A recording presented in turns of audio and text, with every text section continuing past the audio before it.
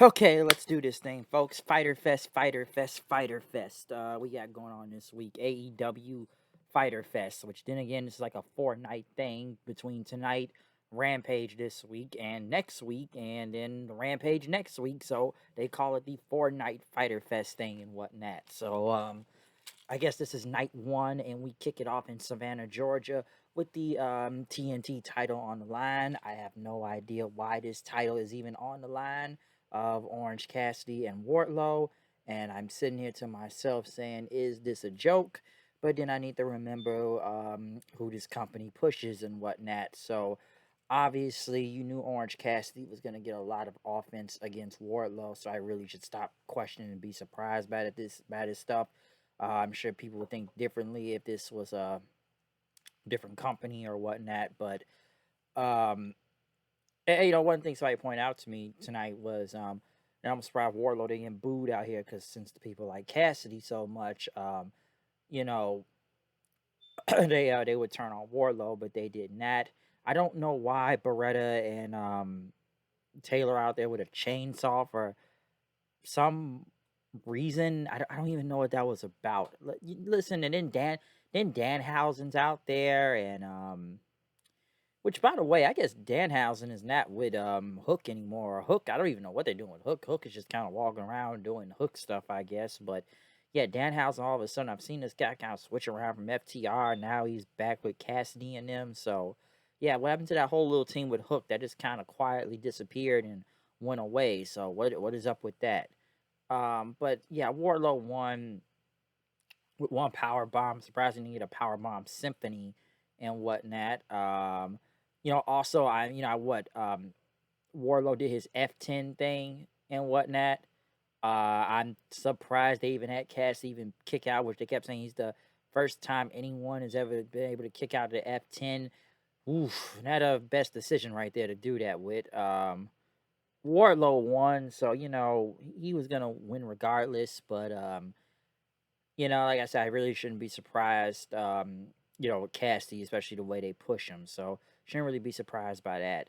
I guess Pac, I have not. Honestly, I didn't know where Pac was with that All American. I'm sorry, All Atlantic belt. So I guess he went against Shota Umino at a Rev Pro event in England. Shooter there. So he did retain. Apparently, this was on Dark, so that happened.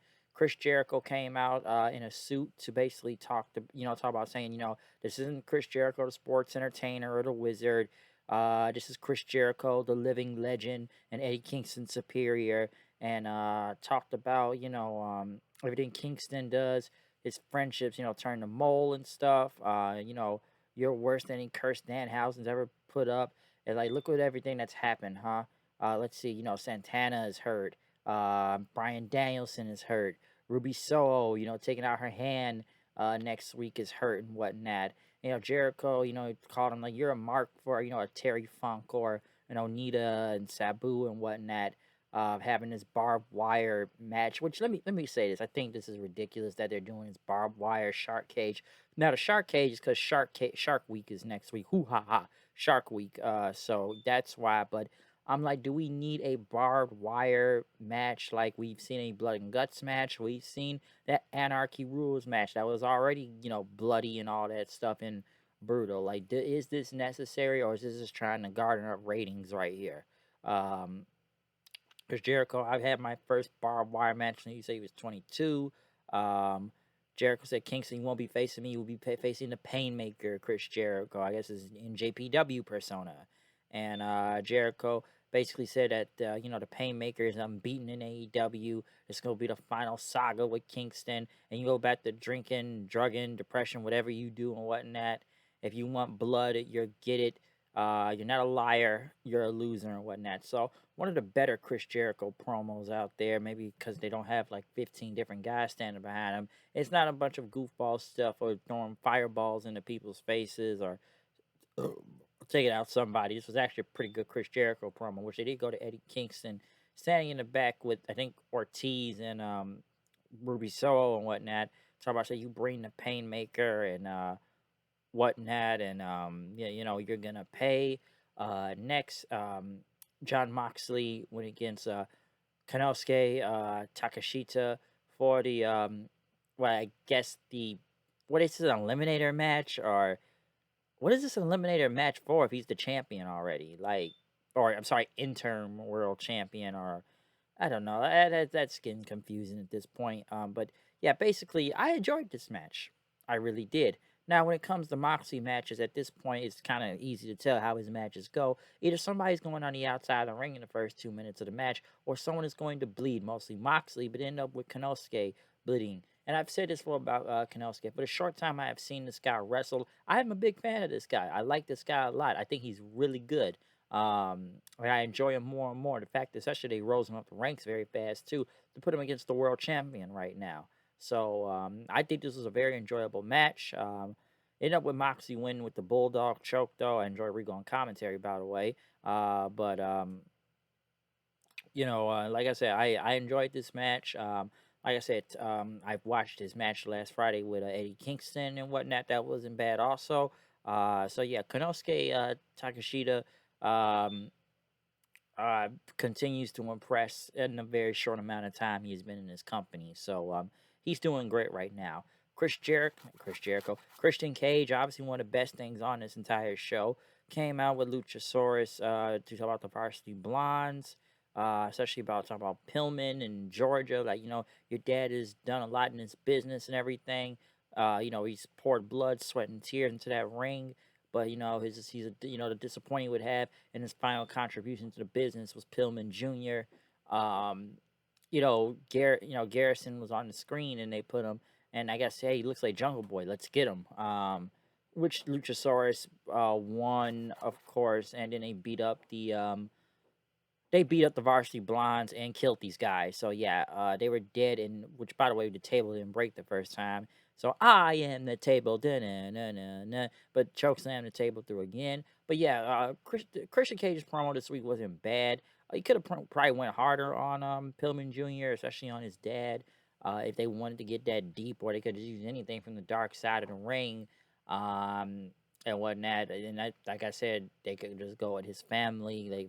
They had done it with MJF already before because they've had him talk about his mom, and especially right now, if they did it now, I know she passed away about a month or two ago, if I'm not mistaken. But I'm not saying they could have used that, but they could have if they wanted to. But still a great Christian Cage promo, one of the more tamer ones this time.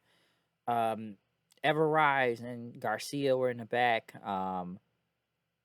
Talking about the cage match, and Garcia talking about you know, the Ring of Honor Pure title match coming up. They also announced that All Out, of course, will be in Chicago, Illinois, with a Dynamite, a Rampage, and the pay-per-view All Out at the Now or the Sears Centers Arena. I'm not really going to go to that one because that is the farthest arena away in Chicago, and I have been there before, and I'm not trying to go there because it takes a very long time to get there. I was cool going to the United Center for the AEW New Japan show because that was actually in Chicago, Illinois, and it was not that far away from me. Or if it's like the Wintrust Arena or something like that. The Now Arena is the farthest arena I've ever went to in Chicago, which I wouldn't even call it in Chicago. It is Hoffman Estates, okay? So it is very, very far away. It's even past the damn Allstate Arena where WWE usually do their shows. So yeah, I think I'm good on All Out unless I really want to. But nah, I don't think I'm gonna make that one. Next, Hangman was in the back.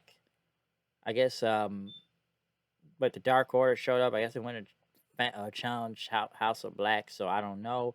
Next, Claudio Castagnoli went against Jake Hager. The Real Americans, We the People, and whatnot fought each other. Not a bad match out there. Claudio putting a sharpshooter or whatnot. Fighting off the rest of the you know, Everrise guys, and I'm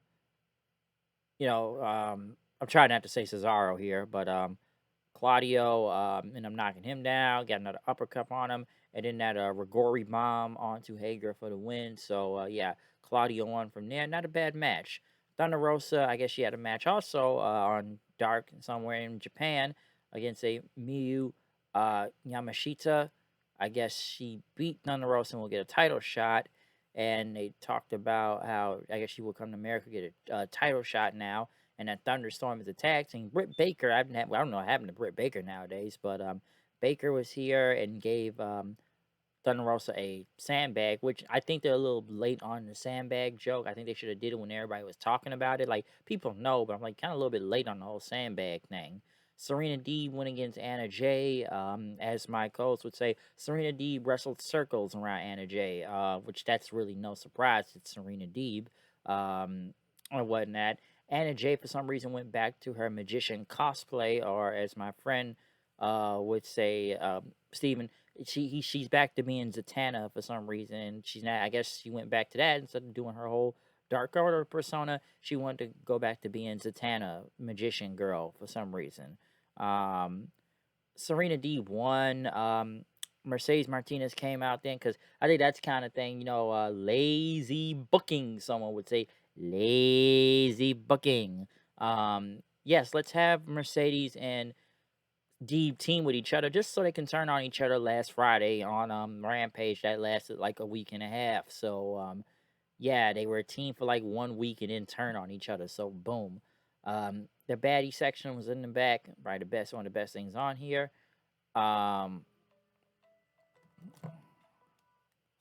Give me 2 minutes, I'll call back. But yes, I guess they're talking about Layla Gray and I guess what's happening. Some with Rampage, Statlander, and Layla Gray, I think. So I think that's gonna happen.